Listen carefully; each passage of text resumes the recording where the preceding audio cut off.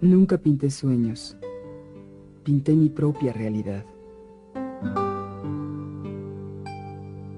Magdalena Carmen Frida Kahlo y Calderón nació el 6 de julio de 1907 en Coyoacán, un pueblo situado a las afueras de la gran capital mexicana. Su padre, Guillermo Kahlo, era un reconocido fotógrafo de origen alemán, quien después de haber enviudado y con 2 hijas pequeñas, se apresuró a contraer matrimonio con la madre de Frida, Matilde Calderón. De este segundo matrimonio nacieron 4 mujercitas más: Matilde, Adriana, Cristina y Frida. El calvario físico de Frida comenzó a los 6 años, cuando cayó en cama 9 meses víctima de poliomielitis. La pierna derecha le quedó más delgada y la ocultaba empalmando 3 o 4 calcetines. Durante su periodo en la preparatoria, Frida hizo amistades entrañables, especialmente sus amigos los Cachuchas, un grupo formado por 7 hombres y 2 mujeres que se distinguían por sus travesuras y su inteligencia. Además de los Cachuchas, la preparatoria ofrecía a Frida una atracción muy particular: Diego Rivera. Y no era solamente su pintura lo que la atraía, el hombre en sí la cautivó. A pesar de la fascinación de Frida por Rivera, en el verano de 1923 inició un noviazgo con Alejandro Gómez Arias, un apuesto y brillante muchacho, jefe de los Cachuchas. La intensa relación se prolongó por 4 años, en los que Frida, de niña, pasó a convertirse en una sensual mujer. Pero no limitó su apetito sexual a las relaciones heterosexuales. Varios biógrafos registran la versión de que un encuentro con una maestra inició su vida homosexual, inclinación que se volvería más evidente en su etapa adulta. Comenzando apenas a vivir, esta muchacha de 18 años, llena de energía, pronto iba a sufrir una terrible tragedia con consecuencias catastróficas que la seguirían por el resto de su vida. La tarde del 17 de septiembre de 1925, el camión en el que viajaba Frida con destino al pueblo de Coyoacán chocó con un tranvía. El camión se partió en 2 y el cuerpo de Frida quedó destrozado. Mentiras que uno se da cuenta del choque. Mentiras que se llora. En mí no hubo lágrimas. El choque nos botó hacia adelante y a mí el pasamanos me atravesó como la espada a un toro. Las consecuencias del choque fueron desastrosas. El hombro izquierdo fuera de lugar, 2 costillas rotas, 3 fracturas en la columna vertebral, 3 fracturas en la pelvis, 11 fracturas en la pierna derecha y el pie derecho dislocado y aplastado. Desde este momento el dolor y la lucha contra este se convertirían en los temas centrales de la vida de Frida. Después de pasar un mes hospitalizada luchando por su vida, siguió un largo periodo de recuperación en su casa. Casi inmovilizada a causa del corsé de yeso que debía utilizar, Frida comenzó a pintar. Me aburría muchísimo allí en la cama. Por eso decidí hacer algo. Robé unas pinturas al óleo de mi padre y mi madre me mandó a hacer un caballete especial puesto que no me podía sentar. Así empecé a pintar. Para 1928, Frida Kahlo se encontraba recuperada del accidente.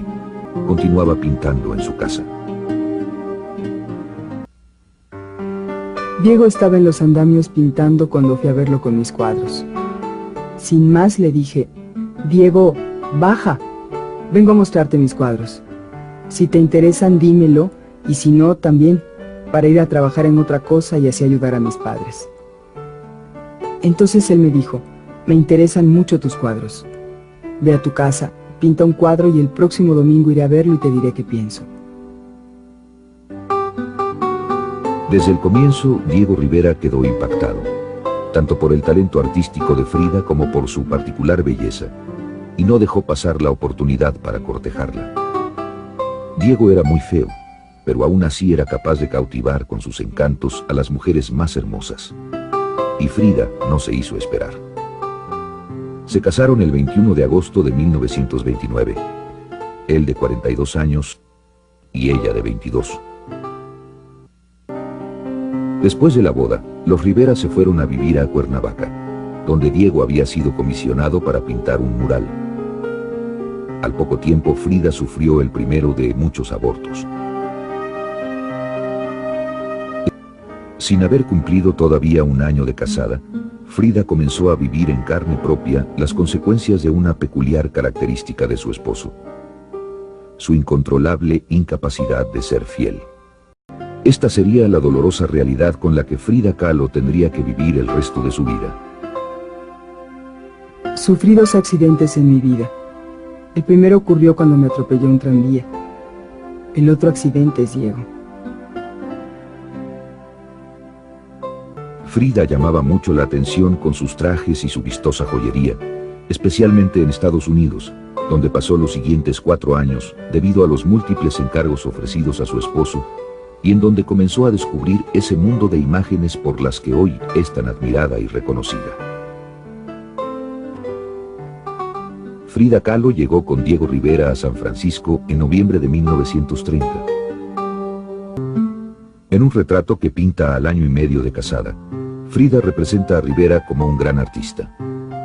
El arte siempre sería para él su pasión, y ella, pequeña a su lado, tomaría el papel de la amorosa esposa del genio. A pesar de que en Estados Unidos Frida estaba ya creando obras importantes con un estilo más definido, no se sentía todavía segura como pintora. Jugaba a pintar pequeños lienzos escondiéndose detrás de su esposo, el gran maestro pintor de grandes espacios. La situación empeoró al quedar embarazada de nuevo. Esta vez tampoco pudo retener al bebé y lo perdió en un sangriento aborto. Pasó 13 días en el hospital y fue aquí donde ideó el primero de una serie de autorretratos que harían de Frida Kahlo una de las pintoras más singulares de su tiempo. El milagro que Frida buscaba era engendrar un pequeño Dieguito. La fertilidad se convirtió en una obsesión. El estado de ánimo de Rivera cambió cuando fue despedido del Centro Rockefeller, acusado de pintar escenas comunistas. Unos meses después, el mural casi terminado fue destruido. Aunado a esta terrible decepción, estaban las peleas constantes con Frida y su insistencia por volver a México. Finalmente, ella triunfó. El 20 de diciembre de 1933, salió feliz de Estados Unidos al lado de su esposo. En 1933, después de pasar 4 años en Estados Unidos, Frida Kahlo y Diego Rivera regresaron a México a una moderna casa que habían construido en San Ángel, un pueblo a las afueras de la capital. El diseño de la elegante residencia, realizado especialmente para ellos por el arquitecto y pintor Juan O'Gorman, satisfacía plenamente las necesidades de la pareja en esa época, cada una con su estudio y unida solamente por un puente. En una viviría Diego y en la otra Frida. Su matrimonio no marchaba bien y los problemas de salud de Frida regresaron. Los padecimientos físicos que la afectaban tanto estaban íntimamente relacionados con los sentimentales. Mientras Diego se portaba bien con Frida y le daba la atención que necesitaba, su salud mejoraba. En cambio, cuando no la atendía, eso la afectaba mucho y enfermaba. Pero no fueron los dolores físicos los que más la dañaron. El golpe más duro lo recibió al enterarse que Diego, su adorado esposo, estaba íntimamente involucrado con Cristina, su hermana menor, a la que más quería. La noticia la destrozó, y una vez más se apresuró a desahogar su pena como mejor sabía, registrando los hechos en una pequeña lámina de metal. Pintó unos cuantos piquetitos. Como manifestación de su ira, se cortó la larga cabellera que tanto gustaba a Diego, dejó de usar trajes de tehuana y se fue a vivir sola. Frida no soportaba estar sin Diego y al poco tiempo lo perdonó. También perdonó a su hermana Cristina. Tal vez en el fondo fue solo a ella a quien realmente perdonó. Se adoraban. A pesar de que regresó con Diego y que lo amaba, esta terrible decepción provocó un fuerte cambio en Frida. Se volvió más independiente. Ya no era la mujer sumisa y conforme de antes. Ella también tenía amantes con los que se veía a escondidas de Diego. Sin embargo, mientras que los amantes masculinos debían mantenerse en secreto, las relaciones homosexuales de Frida eran permitidas por su esposo. A la larga lista de amigos de los Rivera se sumó el nombre del revolucionario ruso Trotsky, para quien Diego había conseguido asilo en México en enero de 1937. Frida, atraída por la inteligencia y personalidad de su huésped, no pudo dejar pasar la oportunidad de tener una aventura con él. I think that her motive for having an affair with Trotsky partly did have to do with revenge. Here was this man that Diego had made every effort to get to come to Mexico and who he totally admired. Su relación amorosa con Trotsky no duró mucho. Frida volvió a lo suyo y continuó pintando con más entusiasmo que nunca. Entre 1937 y 1938, pintó más que en los 8 años anteriores. Su carrera como artista empezó a despegar. En noviembre de 1938, a los 31 años, Frida Kahlo tuvo su primera exposición individual en la elegante galería de Julien Levy en Nueva York. Después del éxito en Nueva York, viajó a París, invitada por André Breton, padre del surrealismo. En ese tiempo todavía era muy difícil para una mujer ser pintora y, a consecuencia, en la exposición de París, Frida no obtuvo éxito financiero. Sin embargo, el gobierno francés le compró un cuadro, El Marco. Hasta entonces, ninguno de los grandes pintores mexicanos de la época había sido honrado con esta distinción. Al llegar a su país y con su matrimonio desbaratándose, Diego se había percatado de la nueva fortaleza adquirida por su esposa y pensó que este sería el mejor momento para hablar de divorcio. Para finales de diciembre de 1939, Frida Kahlo y Diego Rivera estaban legalmente divorciados. Como era de esperarse, ella sufrió una terrible depresión. Fue durante este doloroso período que Frida creó la que quizás sea su obra más conocida, Las dos Fridas. La dualidad es parte intrínseca de todo el arte de Frida Kahlo, y Frida declara que son la Frida europea, que Diego nunca quiso, y la Frida mexicana, con un traje tradicional mexicano, un traje de tehuana, que Frida trató de ser para Diego Rivera. Y ambas están unidas por una misma circulación de sangre que une dos corazones que están expuestos. Frida realizó en este doloroso periodo algunas de sus mejores obras. Trabajaba incansablemente. Frida decide querer ser autónoma, querer poderse mantener a sí misma, no depender económicamente, cuando menos económicamente no depender de Diego Rivera, porque anímicamente dependerá de él toda la vida. Entre 1939 y 1940, Frida pasó largas temporadas enferma. Desarrolló una infección de hongos en la mano derecha y sufría dolores insoportables en la espina dorsal. Estaba tan desesperada y deprimida que comenzó a beber mucho.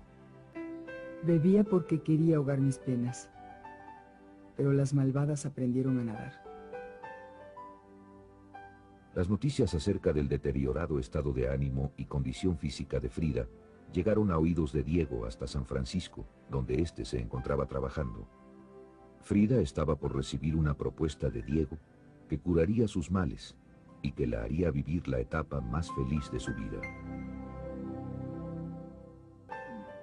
Frida terminó de entender lo que siempre había sabido. Diego tenía otros dos grandes amores aparte de ella: la pintura y las mujeres. Frida Kahlo y Diego Rivera se casaron por segunda vez en San Francisco el 8 de diciembre de 1940. Sin embargo, esta vez ella puso ciertas condiciones para el matrimonio. Frida se sentía contenta. Además de haber solucionado su vida sentimental, su profesión artística empezaba a tomar auge. La década de los 40 fue de grandes éxitos profesionales para ella. Para aliviar sus dolores de espina usaba corsés. Tuvo 28 en total, entre ellos uno de acero y 3 de cuero. El sufrimiento la obsesionaba. Lo extraía de su cuerpo para plasmarlo en sus cuadros. Al mirar sus heridas en el lienzo, lograría convertirse en espectadora de su propio dolor. Fue entonces cuando comenzó su diario. En él podía ser más espontánea que en los cuadros. No hacía falta aclarar su significado a nadie. Escribía y dibujaba sus pensamientos con la misma soltura y libertad con que llegaban a su cabeza. En el diario de Frida Kahlo quedaría un testimonio prácticamente sin velos de lo que fue su mente a partir de 1944.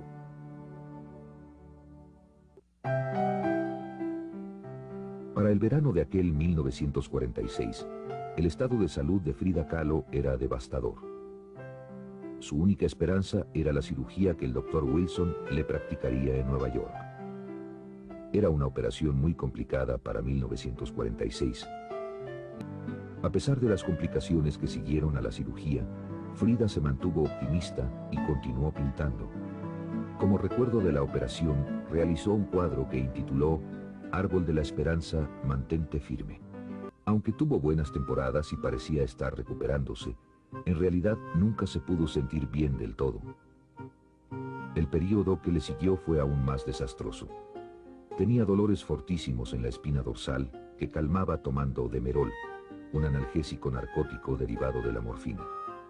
Todo esto llevó a su hospitalización en 1950 y no sería dada de alta hasta un año después. Durante su estancia en el hospital, Frida continuó pintando con ayuda de un caballete especial que le permitía trabajar acostada. Diego era muy cariñoso con ella y trató de hacer su estancia lo más placentera posible. Sin embargo, Diego no dejó su estilo de vida y Frida rogaba por mayor atención. Cuando no la obtenía, enfermaba. Era obvio que el final estaba cerca. Fue por ello que en 1953 su amiga Lola Álvarez Bravo se apresuró a organizar una exposición exclusiva de Frida Kahlo en su Galería de Arte Contemporáneo. Hasta entonces, solamente se le habían hecho exposiciones en el extranjero. Sería la primera para la artista en su país natal, lo que constituía un gran triunfo que ayudaría a aligerar las derrotas sufridas con su enfermedad. Fue todo un suceso. Más de 200 invitados abarrotaron el lugar. 4 meses después de la exposición, Frida sufrió un terrible golpe. La gangrena que padecía en la pierna derecha estaba ya muy avanzada. No quedaba otra alternativa y en agosto de 1953 le amputaron la pierna. Pasaba mucho tiempo en cama con una enfermera cuidándola día y noche. Cuando se daba ánimos para pintar, lo hacía amarrada a una silla con una faja para sostenerle la espalda. Esto le permitía trabajar en su estudio, pero solo por ratos cortos, antes de rendirse a los insoportables dolores. El 2 de julio de 1954, recuperándose aún de una bronconeumonía, asistió a una manifestación política. Esta fue la última vez que se le vio en público. Ella sabía que la muerte estaba cerca. Escribió en su diario unos días antes: espero alegre la salida y espero no volver jamás. Frida. Murió unos días después de haber cumplido 47 años, el 13 de julio de 1954. Frida Kahlo fue velada en el Palacio de Bellas Artes. Diego estaba destrozado. No le importó romper su promesa de no meter la política en la ceremonia, cuando un discípulo de Frida se acercó y colocó una bandera roja con un martillo y una hoz sobre el ataúd. La cremaron y sus cenizas se encuentran en la Casa Azul de Coyoacán, que Diego Rivera donó al pueblo mexicano en 1955 y que ahora aloja el Museo Frida Kahlo. Su deseo era perpetuar el recuerdo de su más admirada artista, de quien había declarado: Frida Kahlo es el más grande de los pintores mexicanos. Su obra es uno de los mejores y mayores documentos plásticos y más intensos documentos verídicos humanos de nuestro tiempo. Será de valor inestimable para el mundo del futuro.